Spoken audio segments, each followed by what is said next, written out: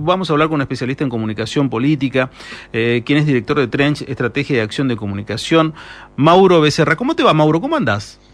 ¿Qué tal, Daniel? ¿Cómo estás? Gracias por el llamado. Vos sabés que siempre es un gusto poder dialogar contigo y escucharte un poco, pero me sigue llamando poderosamente la atención la forma de expresarse, que ya no va a cambiar más, evidentemente, porque así llegó y así lo vino haciendo durante todo el año, y la estrategia comunicacional del presidente de la Nación. ¿A vos qué te queda de todo este año, digo, de presidencia? Decir, este señor, mira cómo, no solamente cómo habla y hacia dónde va, digo, con un discurso descarnadamente fragmentado, porque nunca buscando una unidad nacional, ni intentando decir gobierno para todos, no, claramente decir, yo soy una fracción, gobierno por una fracción, esto hay que destruir todo. Bueno, y en la forma en que lo hace, ¿qué te va quedando a vos desde lo discursivo?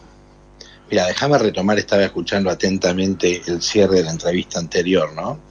Y es para mí imposible no decir unas palabras porque es algo que me viene movilizando profesionalmente en el último tiempo, ¿no? Y esto es casi, te diría, un mensaje para toda la audiencia que considera que el periodismo es parte de un esquema que viene funcionando mal, lo cual por ahí en una parte puede ser cierto, en otras seguro que no. Pero también para los dirigentes, ¿no? Digo, señores, ustedes están, a la hora de elegir una carrera de dirigencia, están eligiendo un estilo de vida determinado, que es totalmente válido, en muchos casos muy loable, pero que implica la visibilidad pública. Entonces, cuando uno es dirigente, y más cuando uno es presidente de la nación, está sujeto al análisis de la sociedad que dirige. Por ende, es el juego, es lo que tiene que ocurrir. El periodismo va a estar revisando cada acción de gobierno, el periodismo bien entendido, y el periodismo, si querés, mal entendido también. ¿Y por qué te digo mal entendido? Porque hay un error común de pensar que el periodismo debe ser objetivo, y eso es una versión del periodismo que hemos compartido en una determinada ventana de tiempo, sobre todo en el siglo XX. Pero anteriormente de eso, el siglo XIX, el periodismo claramente representaba intereses particulares. Digo, los principales diarios del 1870, 1880, eran diarios formados por partidos políticos. Claro. Entonces, digo, La Vanguardia con el primero, ¿no? El mismo La Nación para el proyecto Bartolomé Mitre. Pero esto no solo acá, digo, en todo el mundo. Entonces, el periodismo es una voz que va a estar analizando, escrutando el actuar de cualquier oficialismo. Entonces, si no entienden eso, le pifiaron de carrera. Y por supuesto que no es que no lo entienden, es una estrategia discursiva para fortalecer algunas posturas y alinearse con un clima de época. Pero me quedo con esto último, digo, y citando por ahí a un autor y intelectual de la comunicación que admiro profundamente, como Fernando Ruiz. Fernando tiene un libro que se llama Cazadores de Noticias. Sí, buenísimo.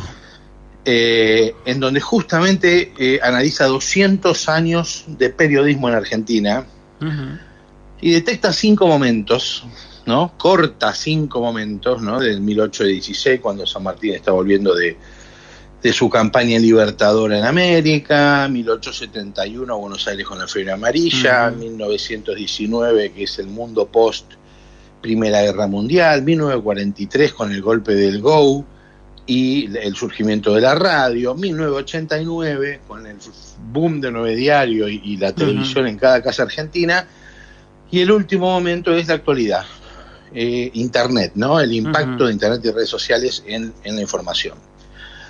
Y la gran conclusión de este libro es que el periodismo es una profesión en crisis constante. Entonces, el periodismo está en crisis en este momento, sí, una crisis muy profunda, lo hemos charlado en otras llamadas.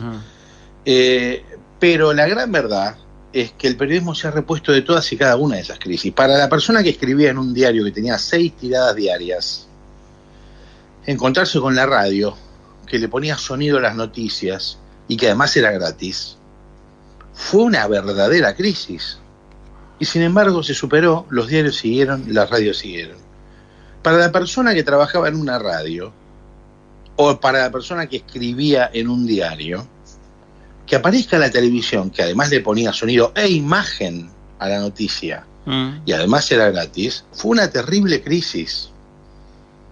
Y se superó. Por ende, el mensaje, señores, periodismo va a haber siempre.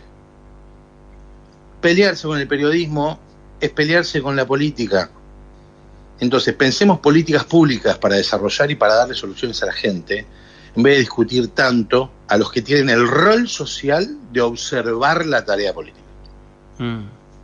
Pero bueno, no era por esto que no soy... No, está excelente lo que me estás diciendo, porque está enlazado con uno con otro, porque la próxima pregunta es, entonces el periodismo hoy está bien, está en crisis, permanentemente está manejando las crisis. El libro que lo recomendaste, altamente recomendado, lo hemos entrevistado a Fernando varias veces nosotros aquí, precisamente por el libro. Pero voy a esto, que está enlazado un poco con lo que el motivo de la entrevista. El periodista se reconvierte permanentemente, se tiene que ir reconvirtiendo, porque el tipo que escribía antes o el que piensa que solamente iba a quedar encerrado como un ratón de biblioteca redactando en una redacción, medio difícil, parece distinto, en una profesión que se está reconvirtiendo. Pero voy a esto. ¿El periodista tiene que ponerse beligerante como se ponen los dirigentes políticos? ¿Tiene que salir a hacer acusaciones de la naturaleza como hacen los dirigentes políticos? ¿Tiene que ponerse en el mismo tono discursivo que los dirigentes políticos? Mira, Daniel, tenemos dos dimensiones en esto, ¿no? Digo, una ética, ¿no? De lo que es el deber ser, y otra pragmática. Y para la política pasa lo mismo, tanto para el periodismo como para la política. Desde la dimensión ética, no debería, ¿no? Digamos, ejercer el periodismo implica validar información periodísticamente, que esto tiene que ver con certificarla de algún modo, evaluar con fuentes, ¿no? Después sí poner una perspectiva de análisis propia, pero identificada con una firma, con una marca editorial también acompañando, digo, para un lado, para el otro, para el lado que quieran, pero... Digo, estoy hablando de un proceso en general. Ese proceso es el que lleva información a la sociedad para el desarrollo diario de sus decisiones, de sus voluntades políticas, de la evaluación del rumbo que está teniendo. Entonces, todo ese proceso tiene un valor que económicamente es muy alto. Generar información periodísticamente validada es caro, y la sociedad se habituó en los últimos 20 años a la gratuidad informativa, ¿no? Yo entro a cualquier portal, salvo ahora que hay experiencias de muro de pago, pero igual tenemos enormes portales. Digo, el portal más leído de América Latina, del mundo en habla hispana, que es Infobae, sigue siendo gratuito. Entonces, en ese escenario, la gente en general dice, bueno, tengo cómo informarme de manera gratuita, con lo cual eso es un problema. Pero más allá de esto, todo este proceso además tiene un valor reputacional. Hoy los medios valen casi exclusivamente por la marca, más que por su valor económico real de computadora, la redacción, el edificio, los vehículos que usan.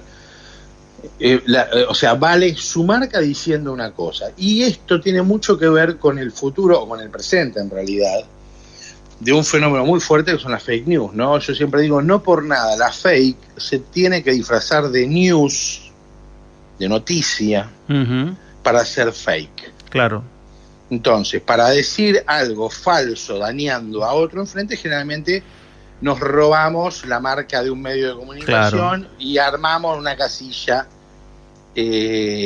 relacionada a ese nombre, copiada, ¿no? Y se publica desde ahí. Entonces, para la mayoría de la gente, cuando se entra a viralizar o cuando se mueve por WhatsApp, lo está diciendo el medio de comunicación. Y es muy difícil distinguirlo. Entonces, ahí radica la oportunidad del periodista en serio, que está justamente validado y formado profesionalmente para generar información confiable. Pero bueno, dicho esto, ¿qué pasa con con qué hace? Bueno, estábamos con la dimensión ética. A priori no.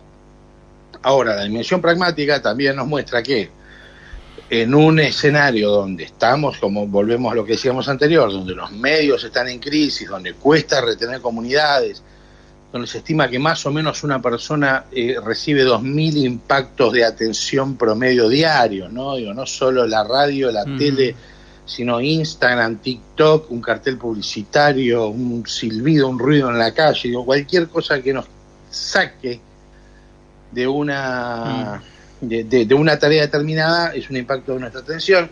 En ese escenario es mucho más fácil construir comunidades o construir audiencia o retener apelando a pasiones débiles, ¿no? Digo, sobre todo la ira.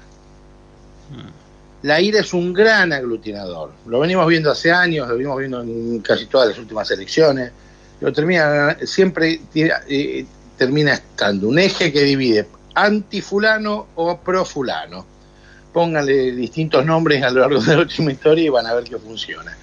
Y bueno, hay periodistas que encuentran en eso una posibilidad o un escenario de sustentabilidad y deciden tomarlo. De los dos lados, de nuevo, ¿no? Digo, hubo antes, hay ahora, entonces. ¿Hay que convivir con eso? Sí, como vos decías. Hay periodistas buenos, periodistas malos, como en cualquier profesión o actividad.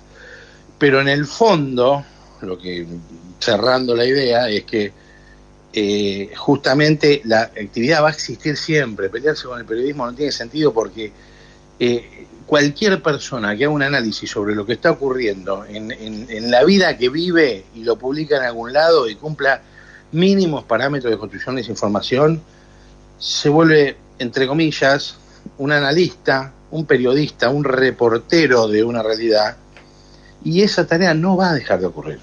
Por más que la quieran pelear desde lo más alto del poder.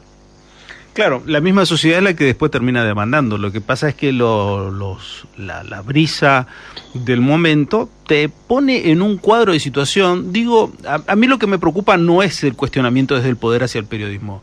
A mí lo que me preocupa es el vocabulario y el accionar que en realidad uno lo observa por el trabajo que uno realiza exclusivamente con el tema de las palabras y de la cuestión gestual, el grado de beligerancia que ponen en las palabras y en los dichos, que esto no se termine trasuntando a la misma sociedad. Digo, porque lo que están transmitiendo, más allá de una postura que pueden llegar a decir que es ideológica, que es supuestamente ideológica, más allá de lo que puede ser una postura política, en realidad lo que están transmitiendo es violencia, desde las palabras, comenzando a transmitir una violencia verbal que a nosotros nos ha ido bien como país con una violencia. Nunca nos fue bien con la violencia. Creo que a nadie, no recuerdo a alguien que le haya ido muy bien con la violencia. Digo, como construcción de país, no lo veo, no creo que sea el camino adecuado, por más que gane elecciones. Me importa 3 carajos si ganan o no ganan elecciones. Digo, ese no es un camino que a mí me gusta para nuestra sociedad. Esa es una cuestión que me parece no menor.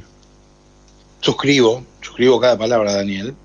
Ahora, en este aspecto es medio como, o sea, y no quiero que suene como un juicio de valor, digo, pero estamos describiendo un fenómeno que ocurre. Claro. Vos estás describiendo un fenómeno que ocurre, no es que más allá de tu y de nuestra, digamos, de nuestra consideración de que esto es erróneo y que va por un camino equivocado, es lo que tenemos todos los días arriba de la mesa y seguramente no vaya a cambiar, porque, y retomando cuando charlaba con tu producción el tema de la nota de perfil de análisis que habíamos estado opinando, tiene mucho que ver con una construcción identitaria de la Libertad Avanza de Javier Milei como espacio político. O sea, ellos nacieron en base a movilizar la antipolítica, ¿tá? Como nueva opción, como un espacio que no había sido gobierno, como outsider. Es una persona que venía hace 5 o 6 años, era panelista de televisión.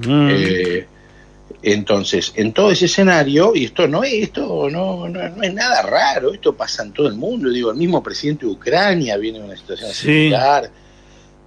Bueno, Donald Trump un poco menos, porque ya fue uno de los primeros, pero también Jair Bolsonaro también, Boric en Chile, Castillo en Perú. Digo, acá nadie inventó la pólvora, solamente están replicando un modelo político determinado que se vuelve competitivo por las condiciones contextuales que tiene la sociedad actual. Tan simple como eso. Entonces, parte de ese modelo competitivo incluye polarizado. O sea, estamos en una Argentina hiperpolarizada, en la cual sirve esta misma construcción, la construcción de un enemigo enfrente. Siempre es interesante poder escucharte un poco y para hablar sobre estos temas. Mauro, te mando un abrazo y te agradezco los minutos. Gracias. Te agradezco, Daniel, y agradezco el espacio porque necesitamos justamente tiempo para pensar Así que nada, y paciencia también, porque Sí. todo gobierno tiene mucho empeño al principio, y ojalá que la realidad, las necesidades, y cuando la sociedad se empiece a manifestar en otro sentido, porque va a pasar, efectivamente va a pasar, tenga la espalda suficiente para reacomodarse y para volver a un esquema un poquitito más centrado, que creo que nos haría bien a todos. Gracias. Hablábamos con Mauro Becerra, analista especialista en comunicación política, director de Trench Estrategia de Acción de Comunicación. Un abrazo, Mauro, gracias.